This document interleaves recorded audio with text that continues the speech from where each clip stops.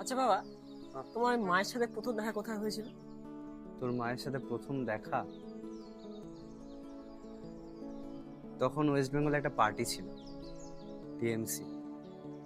তখন ওই পার্টি নিয়ে আমি একটা কলেজে পড়তাম, সুরেন্দ্র। তখন আমাকে ইউনিয়নের দাদা বলা হতো।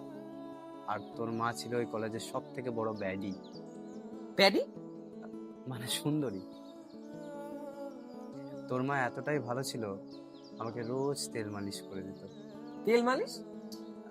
মানে মাথা ব্যথা হতো তো তেল মালিশ করে দিত। ও, সেটা তো এখনো করে বুঝি গো। হুম, তোর মা এতটাই ভালো, আমি কি বলি। সেই দিনগুলোর কথা মনে পড়ে গেল রে। মদ, মেয়ে, রেন্ডি নাচ। কিছু বললে? না না, কিছু বলিনি। আহ, যাই হোক, তুইও একদিন ওই কলেজে পড়বি। যাই হোক, পার্টিটাই তো আর নেই।